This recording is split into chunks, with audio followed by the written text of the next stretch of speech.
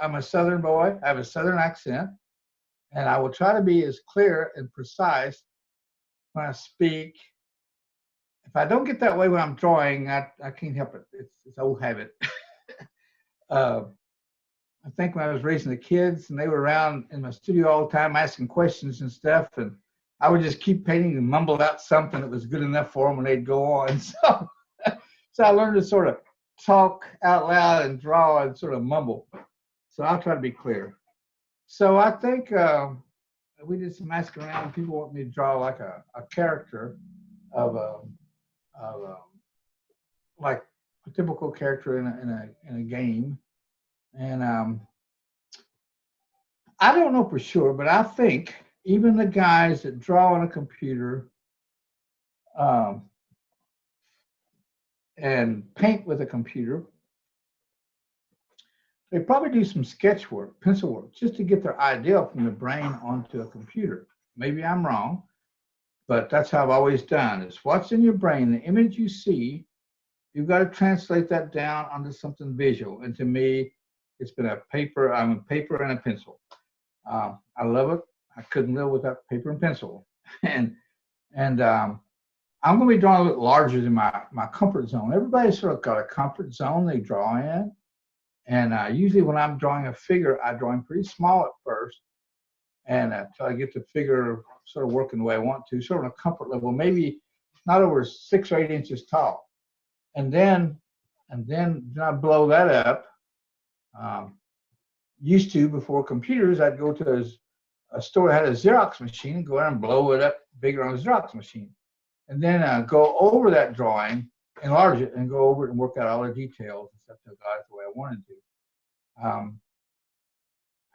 I would trace over my drawing so much, correcting that lots of times I've had a lot of really nice final drawings on tracing paper or vellum. It's like, crap, man.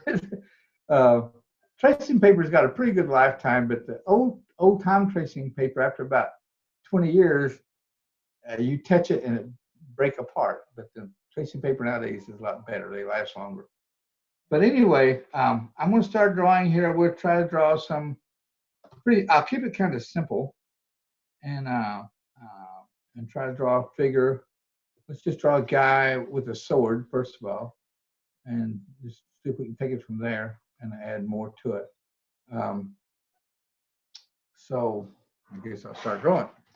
Now, when I draw a figure, let me put this piece of paper here first. I have some basic shapes I go by when I'm drawing a whole body. I will draw, usually I'll get a head position. I'm trying to draw this larger than I normally do. So that's sort of the head's at, neck. Then I do this shape in here. Let's go this way. And this is like the whole sort of rib cage thing. This is where the shoulder would come in.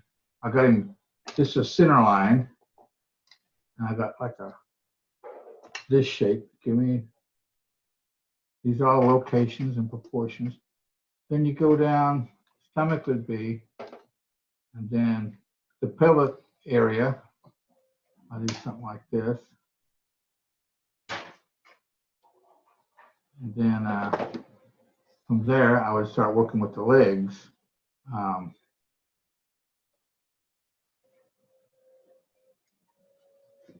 Just get an idea where I want them to go. So I'm going to do this again because I started drawing this a little over. I get a basic shape, even the arms. I come out here, put the joint in it. Let's say he's going to be holding a sword.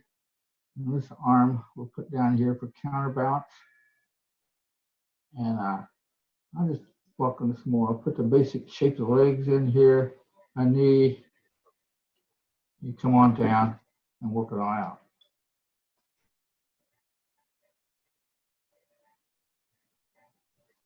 And so from this rough here is where I would start. I'd probably lay a piece of tracing paper over it and start going over it and working it again and trying to adding muscles and everything. So we're going to skip a few steps and just try to draw it cold, straight out. So I almost got a little bit higher on this because I noticed I was running out of room at the bottom. So we'll put this head in again. I'll try to draw it a little bit better. And this is like a basic shape is all that is.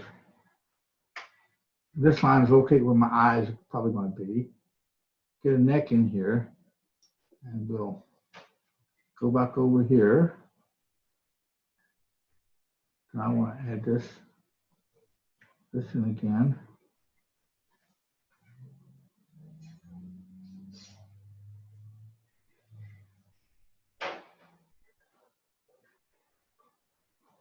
Stomach area here, and then start to work on his legs again.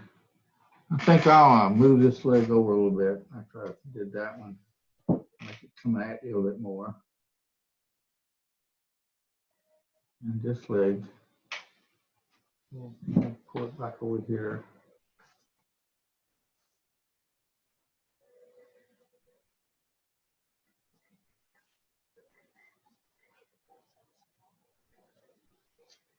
Okay, now we'll start trying to work this out a bit more. So you see the basic shape. I hope this is picking up with pencil, because I want to keep this in pencil, because when I draw it, I'm going to draw in probably marker so you'll see it better. And if I make mistakes, you can see them better.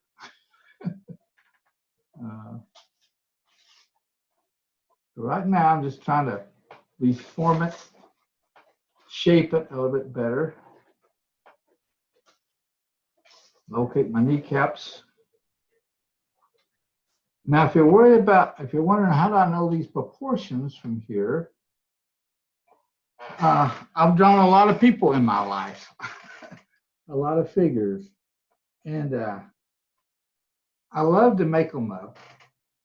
But lots of times when I was doing paintings for book covers and stuff, they gave me very little time. Even when I worked at TSR as a staff artist, there's many times when they'd say, we need to cover, I know it's on your schedule and you've got a month from now and you got 3 weeks to work on it. Well, we need it in 2 days.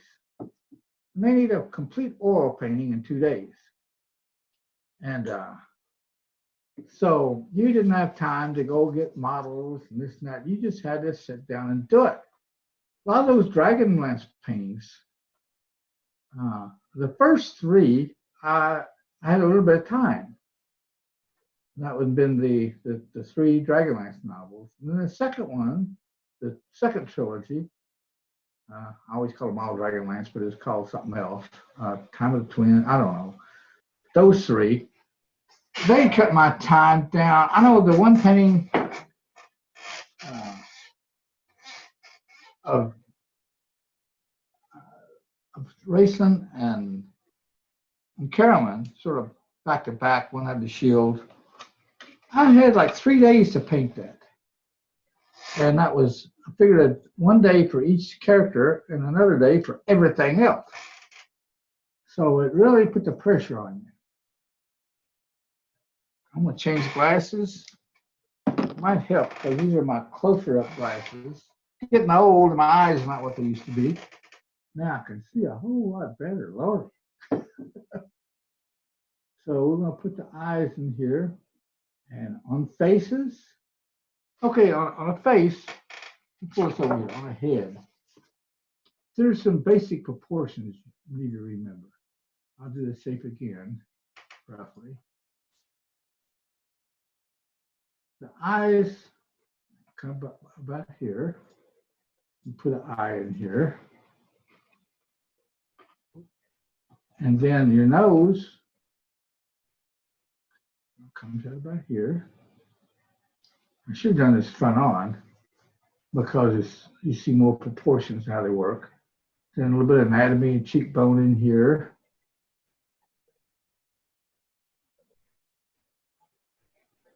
So with this basic head shape, when you draw it with a few minor adjustments,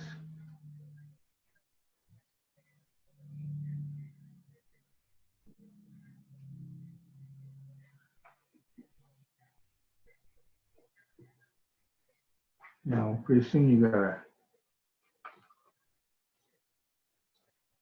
got a head going. So these proportions, distances, I've drawn so much. I know when I was younger, I just draw a profile like this, and I have to draw it over and over and over and over to finally get it right. But if you draw so much, these distances and measurements, they become second nature to you. And when you get them wrong, it's really obvious. It's like, oh, that's wrong, golly, whatever. But it never gets magical. You know, a lot of people think your hand does the work, and you just sit here and watch it. No. It's all thought process. It's all thinking this thing through and putting the time and effort into it. So let's get back to this guy. We've got an eye in here. And in reality, there's about an eye width between the two eyes. We'll put the eyebrow raise across here and make this guy look a little serious. And we'll put a little wrinkle up here, like he's like, give him some expression here. We'll squint his eyes a little bit because he's going to be having a sword. We want a little bit of a seriousness here. And then from about here to the peak of the nose is about an eye length. But as we get older, your nose keeps growing, so the eye length gets longer. Basically, your nose keeps growing and your ears keep growing. So, but this guy is not my age, so we'll do the nose about right.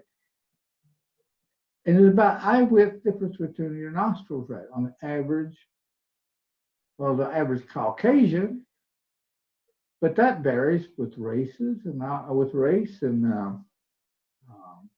also the person's basic genetic looks, inherited looks, and a few other things that makes us all individuals, you know. Okay, now come down and there's from the peak of the nose to the middle of the lips is about another eye length. So we'll put this in here. We'll make him serious again.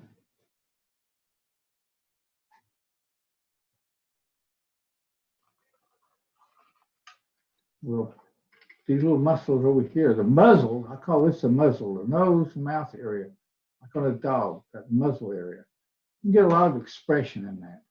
And the ruggedness, or however tough you want the guy, or the girl, or whatever you're calling, really has to do with this area right here. And there's also, from here to the peak of the chin, is about another eye length. The eye length is the length of your eye. Got my eyes a little bit big here, but maybe when I ink it in, it'll be better. So the head coming down here. This is that muzzle part. That cheekbone comes in here.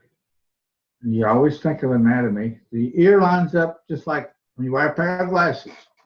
Top of your ear to right about here. So you know where to put an ear. I'll put it on down. And then this one, you see a little bit of it over here. Then, depending on how muscle the guy is, how big of a neck he's going to have, and we'll add some shadow down here. So we've got this guy going pretty good. And hair, we won't do a lot of long flowing hair. We'll just do some, give him like a clean hair. Let's make an elf out of the guy. Let's put some. Was that character an elf?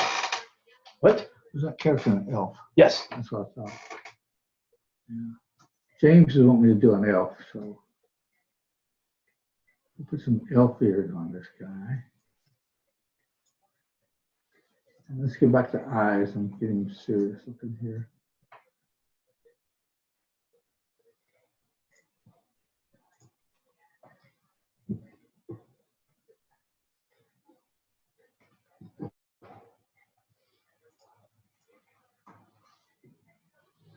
Get the hair going here a little bit.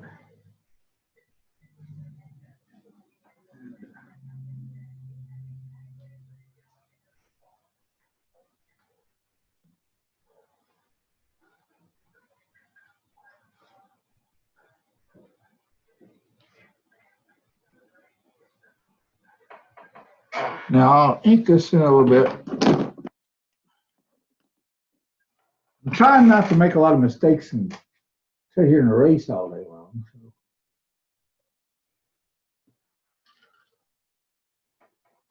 Once this ink dries well, I can erase some of this out so you can see what the final is looking like. Wait, Yeah. you can erase a Sharpie? What magic voodoo are you using to do that? I'm not gonna erase the Sharpie. I'm gonna erase the pencil line. Okay. You can just erase right over top of the Sharpie, and it shouldn't smear or come off. I have a shadow in here.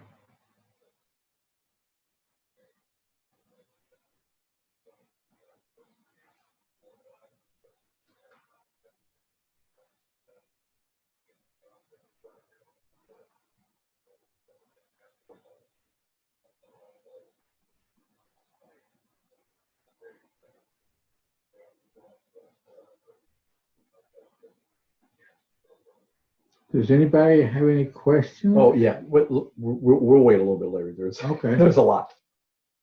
Questions? Well, I could answer them as we go. Maybe. I don't know. You want to shoot some to me?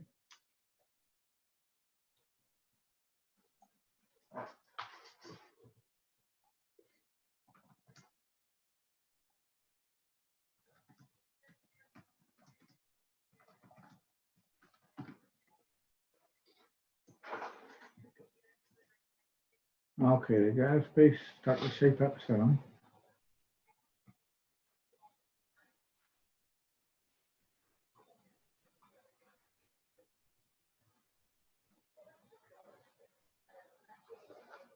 And you're doing all this looking at a photograph for 15 seconds. Yeah. Okay. Well, that character you mean? Well, I mean, I've just walked over there. You're doing the same character. Well, I just glanced at him, but yeah, you can spend about 15 seconds looking at that, if anything. But let's put his ears in here.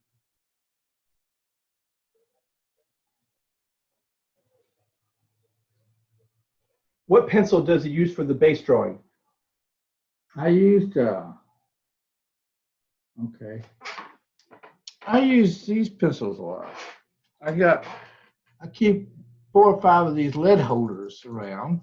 I use it's a big 2 mil and 4 mil leads. So you push on it, the lid goes in and out. And what I like about them, you can get up to 6B in this. I was probably drawing this with about probably a 3 or 4B, possibly a 2B, but I think it's a little bit darker than 2B.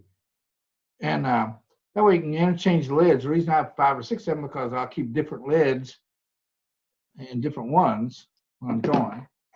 And now this is, like I said, this is all off the cuff here. I haven't done a lot of thinking about this or pre-planning. I haven't drawn it out before we started or anything. So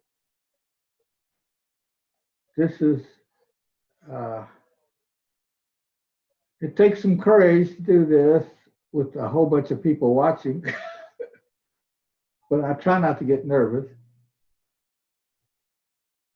Give him a good strong chin.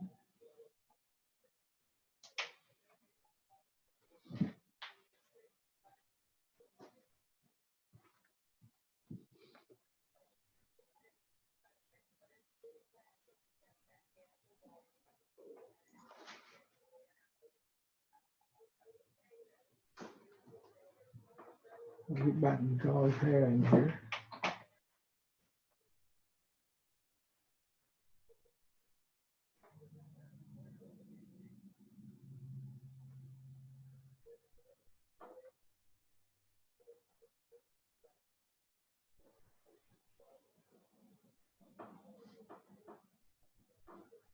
And we'll put his neck in here.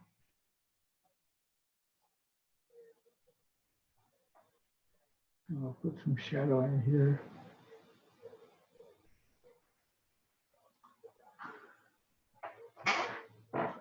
What's fun to do with ink and pencil, you can do it. Ink can hold up good, and then you come back in with a pencil and really darken these shadows up the way you want them. And just add more dimension to your drawing here.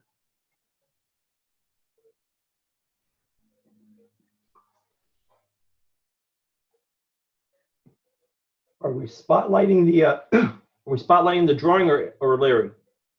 Can you see the drawing? Wes. What? Yes, what? No, you're fine. We're spotlighting the drawing. Okay, good. Because on my end it shows me doing Larry. So all you see is his ear. Ooh, my ear. No, you're fine. Well, I mean, it's spotlighting the whole camera. We're not zoomed in on the image. We see the back of Larry's head. Well, am I blocking the image? No, no, not at all. Okay, all right. Okay, so this is a guy we're getting roughed in here. Now, I don't know what kind of.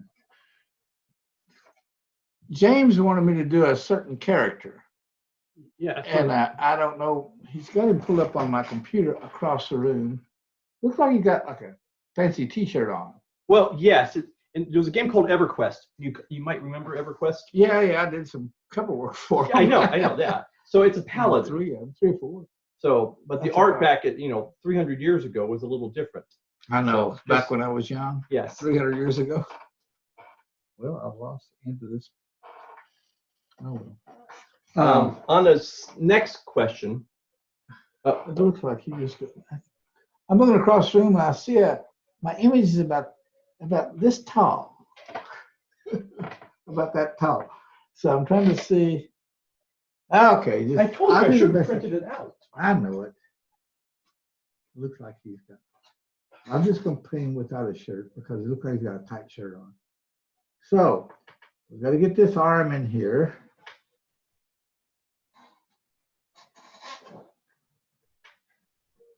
And I'm putting the shoulder in here for the muscular attachment. I want to bring it out a bit more though because he'll be holding a sword. Do you use a photo reference? Sometimes I use a photo reference. Yes and no. I mean, sometimes if I take a really good photo. I mean, I've shot a lot of models over the years, and That's the black and white. okay, that's good. At least I can see what this picture's supposed to hold. I can see that. But anyway, if sometimes shooting let's say a beautiful girl, and you're trying to get a certain pose that you want to paint, and all of a sudden she just sort of accidentally hits this fantastic pose, like oh my God, where the face and everything is working beautiful. I'm like, man, I like that just like it is. And so sometimes I'll use I'll try to really go by that photo to try to capture the expression and everything that was on her face. We'll put this other arm here a little bit. I tell you what, this character, he's got some big shoulders. So he must have padding on him. You tell me. Well, he's a paladin. Yeah, but he looks like he's in a T-shirt or something. Well, I mean, the graphics back then was limited by the people's hardware. Okay. So this is not a. So use your artist imagination for creative licensing. Let's see what I want to do this arm. Let's stick it out here a little bit for counterbalance. Another question. Yeah. How do you avoid being a slave to the reference? And like what types of things do you use for reference? Or? Well, all right. I'm not really a slave to reference. I'll tell you where I use most of my reference for is I love skies. I know, I guess when I was growing up as a kid, I paid attention to everything. I was very visual. I had a good visual memory. I've sort of discovered that in years later that I have a good visual memory. But one thing I didn't look at was the sky that much. And this is a real obvious, pretty sunset, and everybody was looking at it.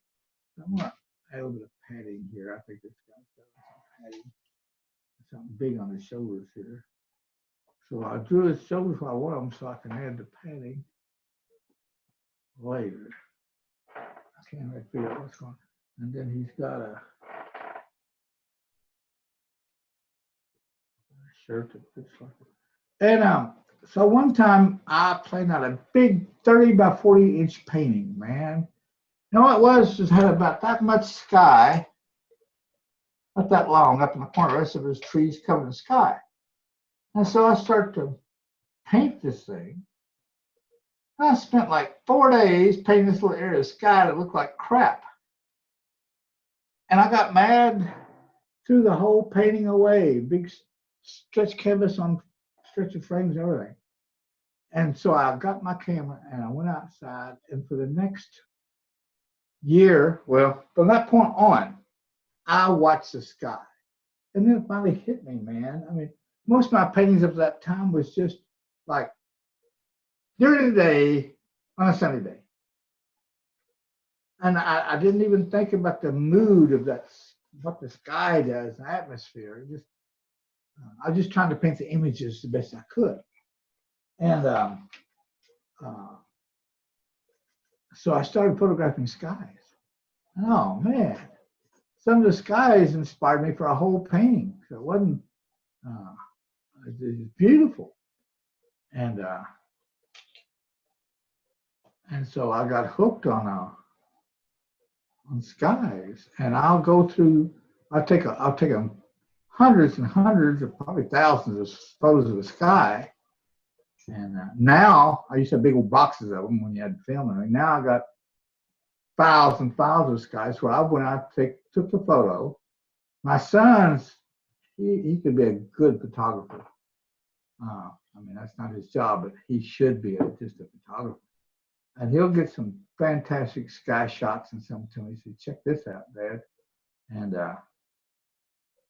it's like, oh man, just because these skies, you can catch them, they're like once in a lifetime kind of sky sometimes, but they can really create the mood. So I love to, I find sky shots that I want to put in a painting. So I look for a place to use them. And so sky is a lot of reference. Women, two or three reasons. I love women. I love them by nature, how they shape, they're built, they're expressed, everything about them. And I've had some pretty good models before. And I always look for models, not necessarily just like beauty, but pretty, but yet unique in some way, maybe.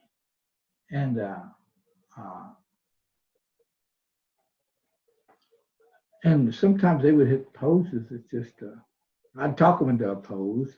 And like, wow, that's a beautiful, it's a fantastic pose. So I use more female reference. But then, if I don't have the reference shot I need, I just draw it out. And from just memory and everything of all the women I've seen before, I just use memory. And now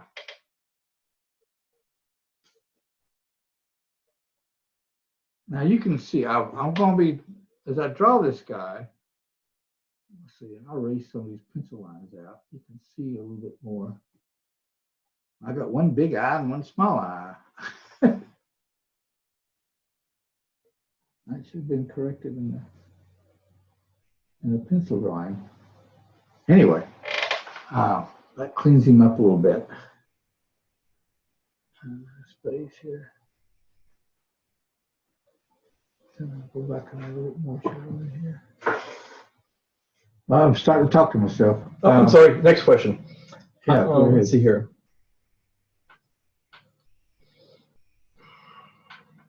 Do you have any resources you'd recommend to learn combining ink and pencil like this? Yeah, well, I've done it, and I love it. I got a couple of prints on a website that's done a mixture of ink and pencil. And you can get some real, especially once, now the original you'll be able to tell lots of times where the pencil ends and the ink begins. But if you make prints of it, once that's scanned and printed, it prints very, very beautiful. And you can, and the darks of your pencil gets more tooth to them. And, but I think the reason people didn't mix it very much, it goes back to printing. There was two ways of printing. The easiest way and the first way everything was printed was what they call line work. I mean, pure ink lines. It was easy to reproduce, easy to shoot. You couldn't screw it up. And when they burned plates to print, to make the plates to go in a printing press, it was very easy to burn those plates. There wasn't any tones. It was white and black. So a lot of people developed, especially before photography got better and printing got better, beautiful line work. And I love beautiful line work, ink work, done by hand. It's an art, it's dying. Bernie Wrightson was one of my favorite inkers. I've done this now, but I remember looking at some of his stuff and he inked fog, Oh, that's incredible. I know. It's like, God, he inked fog. How did he do that? So when I was learning, fog. yeah, when I was learning the ink, well, after I got out of the Army, I got a job at Fort Knox, which is close to my house, about 50 miles away, 45 miles away, as an illustrator. And I wasn't working for the government, I was working in civil service. I mean, I was working for the government, I wasn't in the Army. But all of a sudden, my boss said, well, this is all going to be done. You got to draw this stuff in ink. Ink? I've drawn with pencils. In college, I had one, they was going to have a class on pen and ink. I'm like, oh, great. I want to learn how to do pen and ink. It was about a 2-week class, and they said, bring in the ink, some brushes, and water. And so it was washes, slapping it around, running around. And I went, well, I didn't learn a blame thing. That was the biggest letdown. Now, all of a sudden, here it is, a few years later. Now I've got to draw faces and people and landscapes in ink. No grays, no halftones, line work. Well, God, I panicked. So I used repeatograph pens back then, mechanical pens. They'd come in like a 000, 0, 001, 1, 2, 3, like that. They had points, and they didn't. There's no variance to a line. That line was at one width, right? And so I started using those. Of course, I was over inking it to death. I was trying to do it like a pencil drawing, ink in every shadow. So you create a lot of monster pictures. The worst drawings I've ever seen is people using pen and ink to do a picture of a baby. And they over ink it, and the baby looks like a monster baby. It's like, so like a gargoyle. You got to really decide when you're inking where you want to put the lines at. But anyway, so when I had to do that, I started looking at comic books again. I started looking at the top comic artists at the time, and you had to look past the color in the comic books. And this is back when the color was done. I use terminology most people don't know, but offset printing. They print in several plates. They didn't print full color. They had just different colors for different shades. Comic was pretty simple coloring. Now with computer, you just do it in full color, everything. It's all changed. But back then, you could easily look past the color and see the inking, because the ink was printed. The black plate was printed on top. Because the thing about comic books, the inking was it. You didn't print on color. You depend on the inking. All the shadows and everything. Shadows and everything. So I started watching some of the best comic artists I saw, and I found out, read someplace, they used a brush. I'm like, a brush? Oh my God. How can you ink lines like that with a brush? Well, after a while, I tried different brushes. And of course, I think the most I ever spent for a brush for inking at that time was like $1.50, $2. And of course, you get them wet and you ink on them, you put them in paper, and they're like, split, everything else. So it's like, how do you ink with the brush? And one of the guys working there, he was going through the same thing as me. He's a good artist. He said, I just read a thing in a magazine about these comic book artists. He said, their main brush is a Series 7 Winsor Newton. So, man, I took off to Louisville. I went into the art store. I wanted a Series 7 Winsor Newton. that brush, little old brush, come down a nice point, was $14. This is like 1975 or four. $14 for a little brush. Well, I treated it like gold. I mean, when I'd get out to use it and then clean it all up and put it back in a little case to make it last as long as holy possible. grail. Yeah.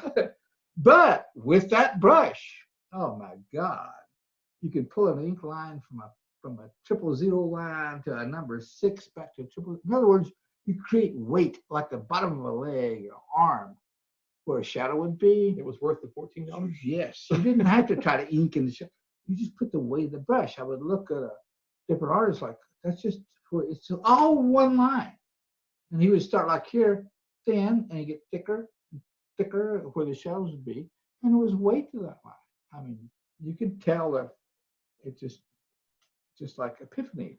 And I started really working in ink and really got good in ink. I loved it.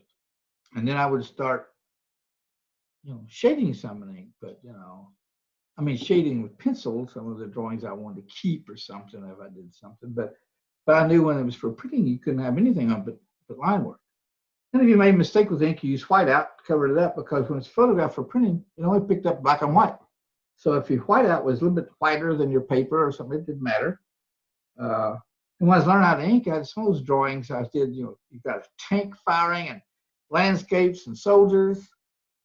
And you can't draw that whole thing out, make a mistake. Yeah. And so you'd use whiteout, and then you try to ink back over it. Sometimes it's hard to do. I've actually had so much whiteout in areas. I had a friend of mine, we'd tease him, his drawings would weigh 25 pounds because he had so much whiteout on it. And it'd be so bad, you have to use clear tape to go over it and ink over the tape, keep the whiteout from flaking off. But once it's photographed, it's perfect. Right. Well, my goal was like, I want to do ink drawings and not one bit of whiteout. And I have. I got to the point I could. But it takes a lot of practice. You got to be relaxed and know where you're going to pull that line. And I got to the point where I wouldn't sell an ink drawing unless there was white on it. It was flawless.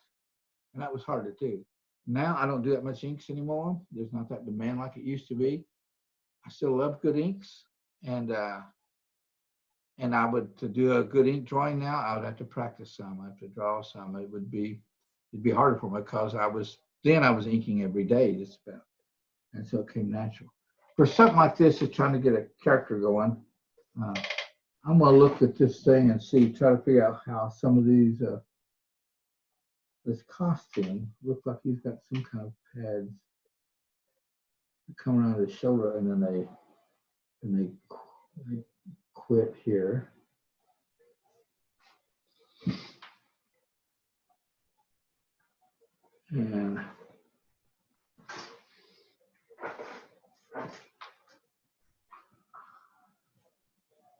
And I don't know if they go, looks like they go down so far and stop and come around.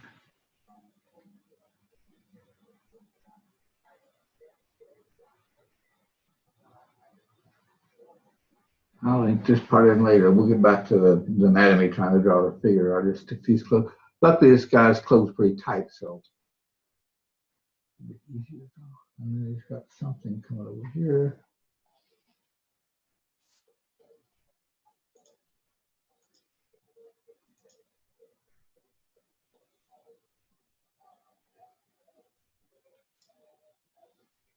And cuts around here. Cuts pretty sharp, these armpits. That would be a little bit rough. And then it's got a break in here, right where I put his chest. And then comes to be here. This is roughly where muscle would come in, and then the top of his rib cage. If he had a six-pack, it would start in here. But anyway, I'll do a little bit of shadowing. This is the way the costume is sort of fitting him. That's what I'm doing right now.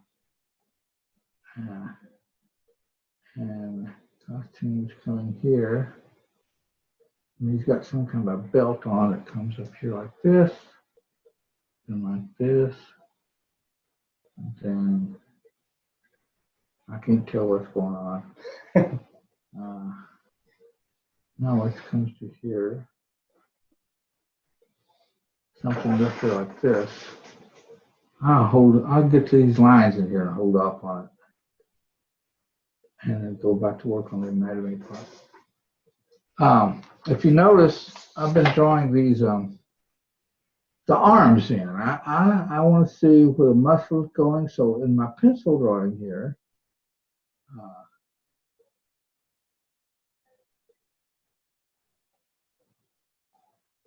I'm going to add this in, get into his wrist, and then one thing I know when you're starting out as a young artist, a lot of times you have a rough time drawing hands and feet. One thing about hands, remember this. You see my hand. If you draw a straight line down each finger, it comes to a point in here, right?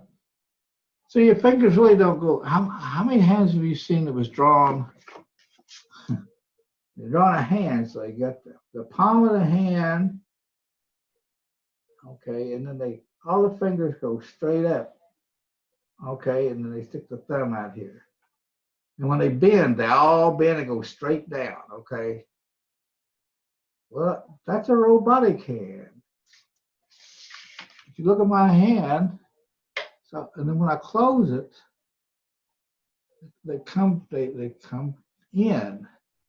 And when I fold them right here, they come down, but they're still kind of point in. Well, these are. My hands are getting old. Probably younger hand would work better.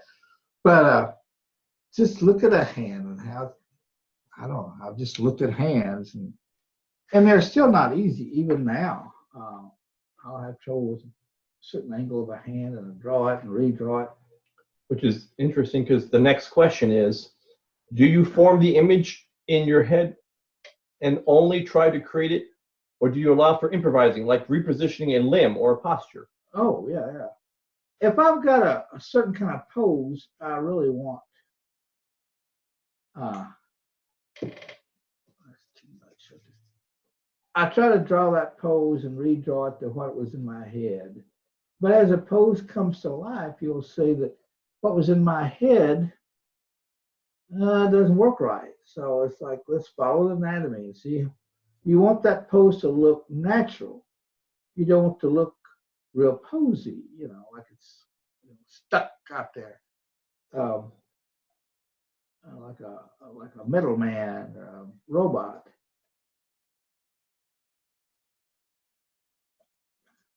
And so, as you draw it, you make your corrections and to make it look good and relaxed.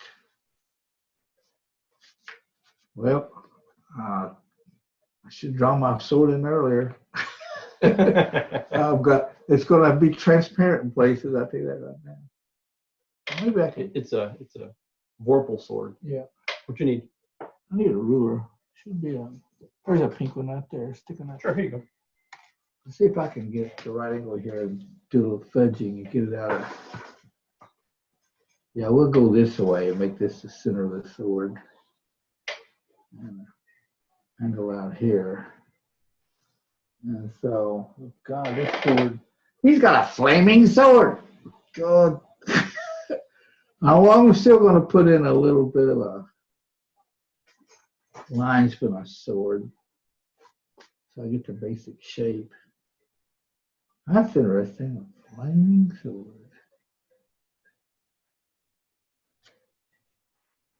So we'll make it sort of wide. I'll redraw the center line again.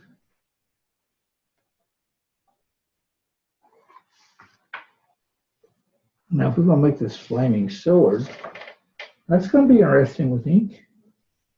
What kind of joke? I can't tell. This is wild looking. Looks like it comes out here and goes in like this. I think that's about the center. Come out here and come back up this way. Okay. Another question would be, keep asking. Would you share a little of your process for transferring a final sketch drawing to the initial work for a finished painting? Okay, I can tell you how I used to do all the time.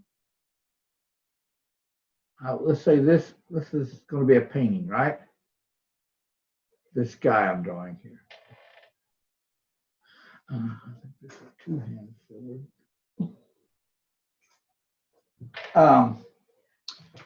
I'd lay a piece of tracing paper. Once I get this worked out, I'll lay a piece of tracing paper. We're going to do one nice finished drawing.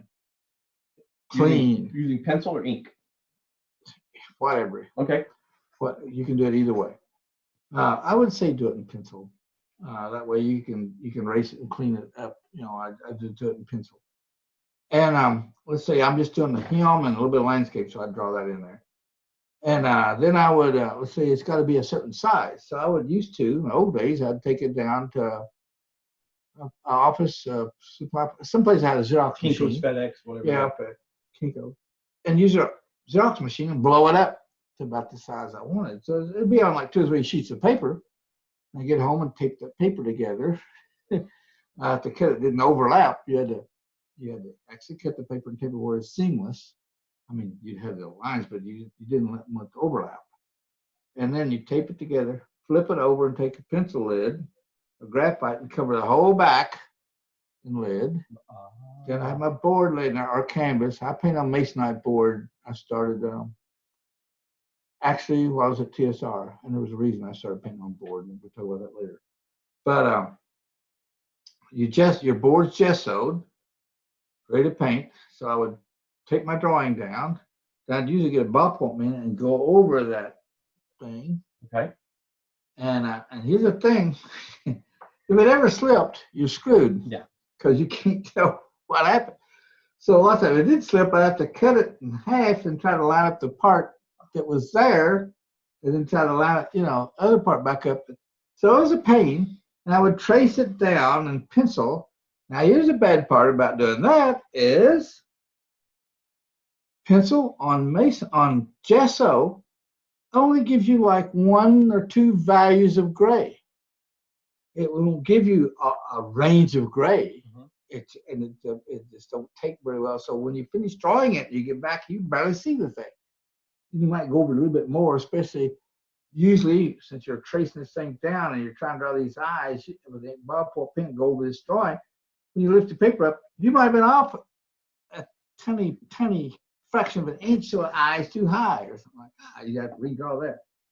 So that was the old time way. And then I found out that I live about an hour and a half drive from Nashville. And a friend of mine, another artist, he came to one of my drawing classes and he had the drawing. This is the drawing we're going to paint. Everybody was pulling a board out with the canvas with the drawing. They'd transfer it down. It was transferred every which way. I mean, some of it they used blue carbon paper, and you had to take a gallon of paint to cover that blue carbon paper tracing down. It's smeared. But God, that's a mess. And some was so faint you couldn't even see it. Some of them they lost track and had to stick the paper down and draw it again. But then, and I thought, well, that's problems that you have to solve. I had to do the same thing. And then one guy pulls out a masonite panel with that drawing of mine. I sent everybody a file of a drawing. There it is, printed on that masonite in total grayscale. Like, how in the world did you? Because all your digital stuff, printers, are usually a drum, usually round. Your paper goes, if it's very big, you're on a roll. And then there wasn't any, when you're trying to do a 30 by 40 painting, I did some stuff for EverQuest. The painting was as big as this table. And you talk about transferring that down back there. That took me a week to transfer the drawing down. Keep adding more characters all the time. Oh, God. Anyway, but there was no place you couldn't just go print on masonite. Masonite doesn't give. It doesn't roll. It doesn't fold. But there you had this drawing. I'm like, how in the world? Well, there is a sign shop in Nashville that if you're the artist or you have permission from the artist, they will print whatever they can print. They got these printers. They're bigger than 10 by 12. They're huge flat printers. Mm-hmm. They've got 2 or 3 of them now. And they can print on anything hard up to 2 inches thick. Wow. I mean, they would take the top of a table and print a painting on it for you. And you go put the legs back on it. You have this table with this. And this ink it's oil ink. It's an oil-based ink. So like, oh my God. Looks like a big Fantastic. reproduction. Yeah, I take down, I put my drawing on a thumb drive, Right. 1-to-1, I blow it up to size, take it down there, take my masonite, Under your arm. yeah, Okay. I go in there and I give them the thumb drive, they take the masonite, lay it on this big giant printer, Mm-hmm. and they feed my thumb drive into their computer, and the printer it comes up there and calibrates and stuff, and then it starts printing. It can print in color or black and white. So I get them in black and white. Okay. And just like my pencil drawing. And then they print it all out. And there it is. It's like I drew it on the masonite. So that's it makes the painting go so much easier. And you're actually painting what you drew. You're not guessing and stuff. So it really makes it. I better keep going on this. Okay. We're gonna start winding down. Couple quick questions. Did you study anatomy? I had a pitiful anatomy class in college, and then I have studied anatomy the rest of my life. When I say study it, I didn't go in and memorize all the muscles and stuff. I visually memorize, just look at stuff. I've got some old charts around here, the human muscles and stuff up on my wall. I'll glance at those every once in a while. But most of it's just been observation. And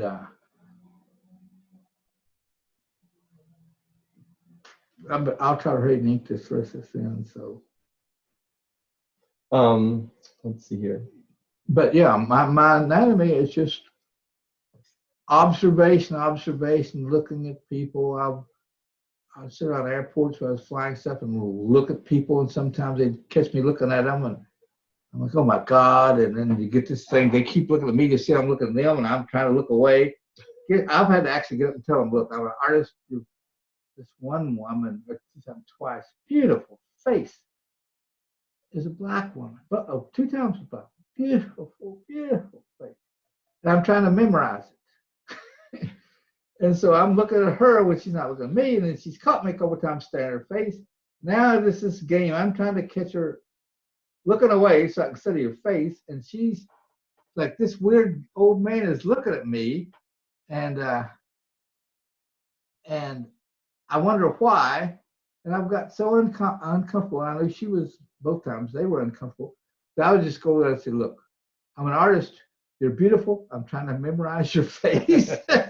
And they're like, oh, well, that's good. It's like, takes all the pressure away. But yeah, sometimes you just got to be bold. And I've done that lots of times. Yeah, that must have been in earlier times. It's kind of difficult now. Yeah. Now you look at somebody too much, and pretty soon they're calling the law on you. Yeah. This weird pervert is looking at me. Do you ever use tools like dynamic symmetry to compose a composition? What is dynamics? Like a book or I'm not sure. Okay, dynamic symmetry.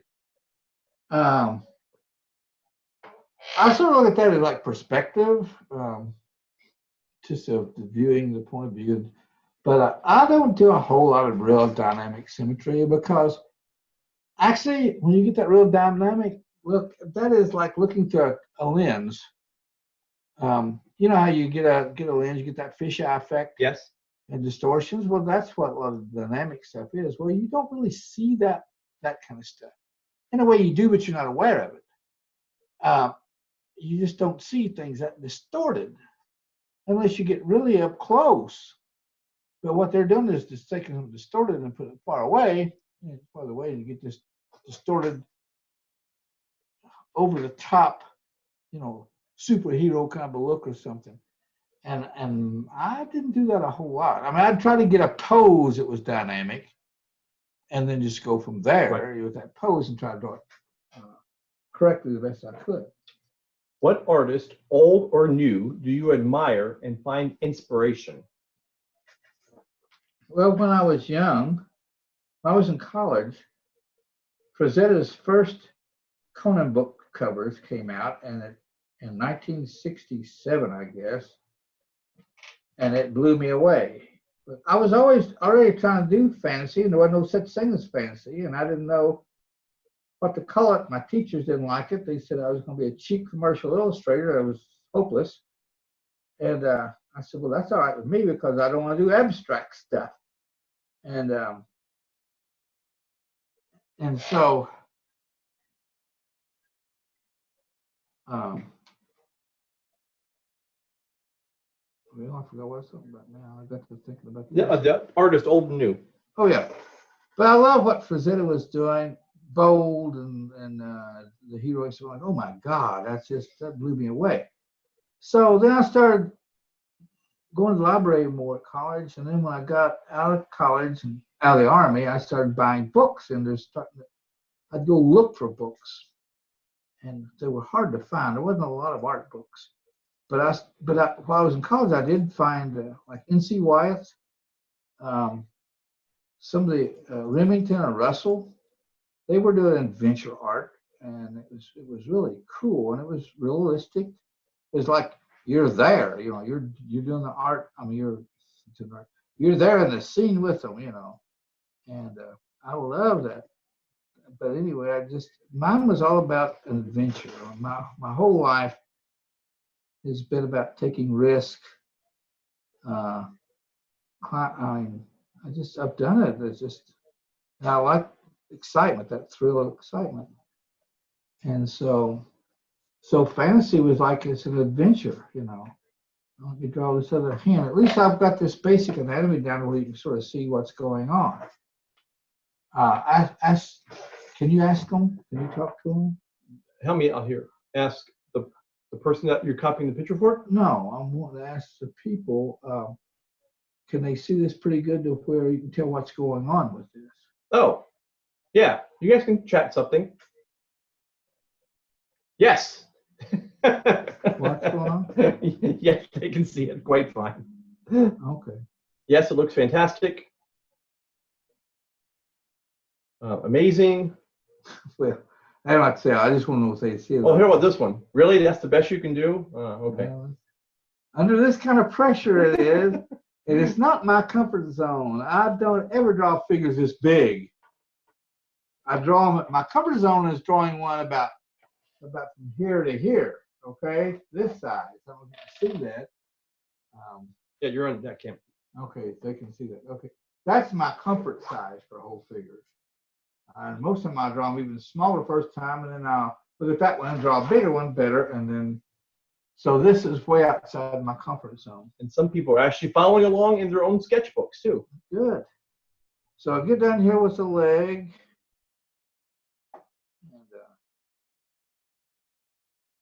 And if you can think about a foot, you see these things. I don't know if you see them. You see them a lot. But in shoe stores, they'd have this thing that was a thing sitting around. Yeah, they it still was have shaped them. like this, or have a couple of things. I think it had some kind of something in here, and then it had a back to it. And you put your heel. Yeah, but these were a wooden thing made,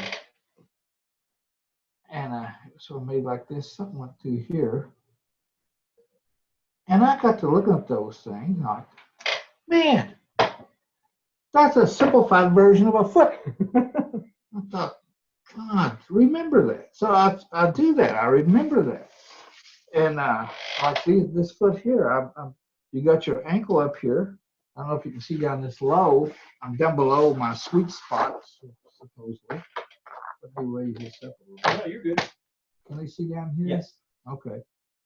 So, like, to put that thing in there, I'm thinking this is what I'm thinking. You got the high point here, where the bones come in here. And then before you get then right in here is about where your toes are going to go. This is what's in my mind. So I break the foot down in about 3 sections, just like this. So 3 sections, you know, and this is how it tapers in. And this is where your ankle would fit in here, and your leg come out, and there is a foot. And so I think that when I'm drawing a foot. But study feet because they don't come out to a perfectly aligned little point, of course. You should know that. Your big toes dominant and all that stuff. And this is I always put a little dip right here. This is where I know where that ankle is really going to bend. This is a big joint in here. That's a location point for me. So I know I'm on sort of on the right track. And then I try to draw this more in perspective. So this guy looks like he's sort of stepping forward. There wasn't a lot of planning in this drawing.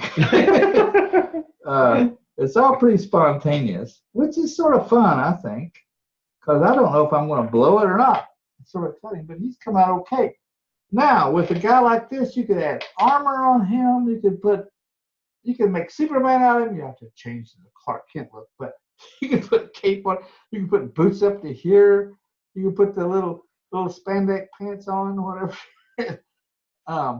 You can do about anything you want to with it. And I'll ink a little bit more in here. Okay, we'll do one more question and we'll start wrapping this up. Okay.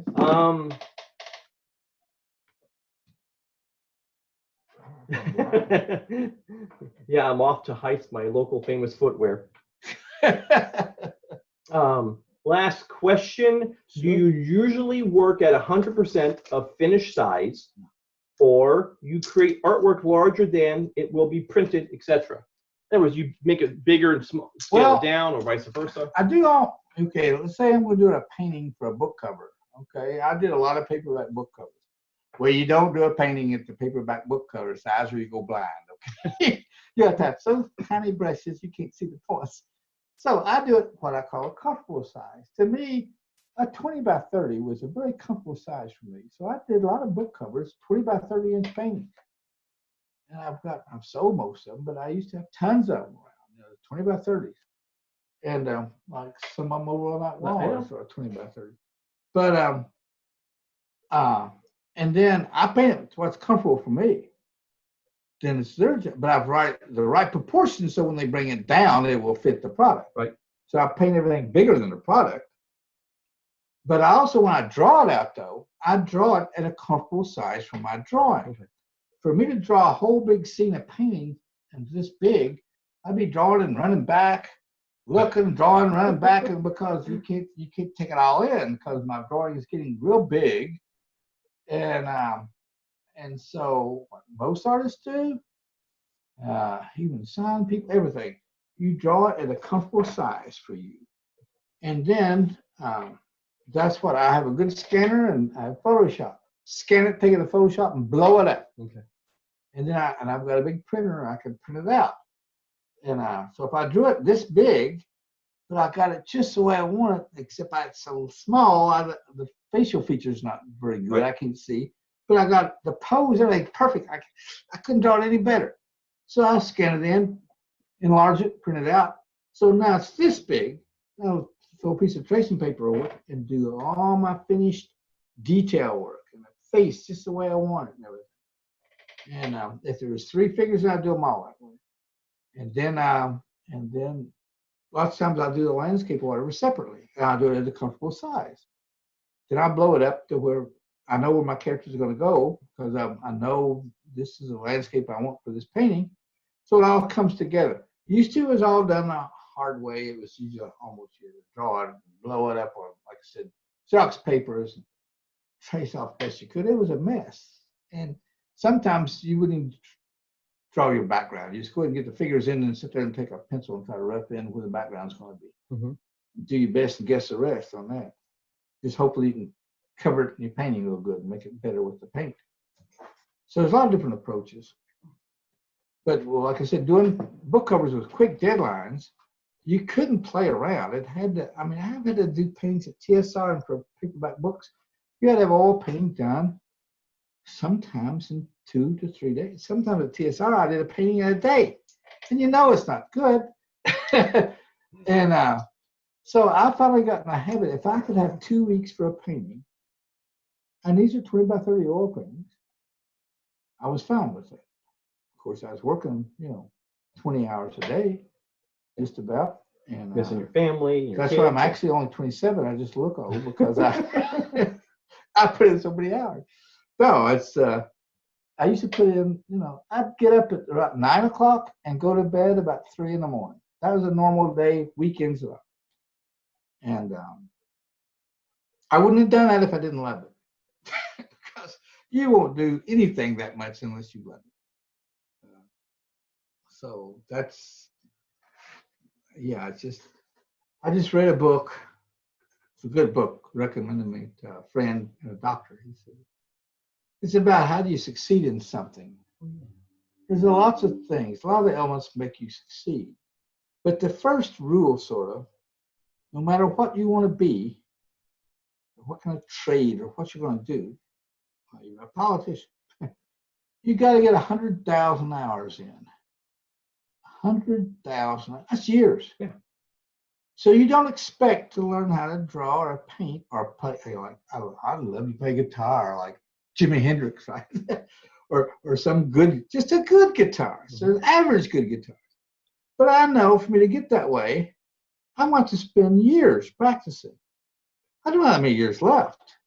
So my guitar days, I started when I was young, played a little bit, and then I got busy doing other things. It didn't mean enough to me to put the time in. Art meant enough to me, so I put the time in. And I go back and see some drawings I was doing at 12 years old, 14 years old. I found a bunch at my mom's house. We was cleaning that out. My dad's dead, and my mom, we had to put her in assisted living. And so he's going through everything. And I found old drawings I did, and I'm like, I drew that when I was 12 or 11 or 10, and I made it up. And that's when I started realizing that I had another little gift of more than normal, because now, since my age now, I look back and see what kids do, what my own kids did. I understand how a kid draws at certain ages. I was drawing things with no reference. It was accurate. I drew a 1957 Ford convertible with a top, it was 59, where the top goes down in the trunk when they first come out. I saw that poster I drew the other day, and I could tell it was the 1959 Ford convertible. I knew the year. And not because I remember drawing it, because I recognized the car. I drew that when I was like 9 years old. And I'd never seen one of those cars in real life because nobody around here had one. You know, they were brand new. But I'd seen a photo of it in a magazine. But I didn't look at the photo and draw it. I drew it from memory. I also found things where I drew 1955 Chevys, 1957 Chevys. I was in the cars. I was young. I'm still like cars. But I was drawing from memory. And like, I don't see too many guys. Most kids draw a car. Right. But not draw. And back then, Specific every car. year was a different car. So now you can draw one that looks sort of like anything made in the last 20 years that looks new. We're gonna wrap this up, but one of the things you wanted to mention was what these stories about your youth and everything, and how you visualize the world and how you've grown up. How you have it on your Patreon page where you're doing these story time of Yeah, Elmore. we're going to be doing a lot more of those and better. Yeah, we'll be doing more of those and the Patreon stuff. I want to get into where, I know everybody wants to see me draw something. I draw all the time, okay. but I'll draw. But I'd also like to get into this, I call it like a fireside chat. I just want to maybe get me a glass of bourbon and sit down here and just talk about stuff. Mm-hmm. I can tell you about my childhood. I had it wasn't a sad, poor childhood. I don't have any big sobs, but we were poor.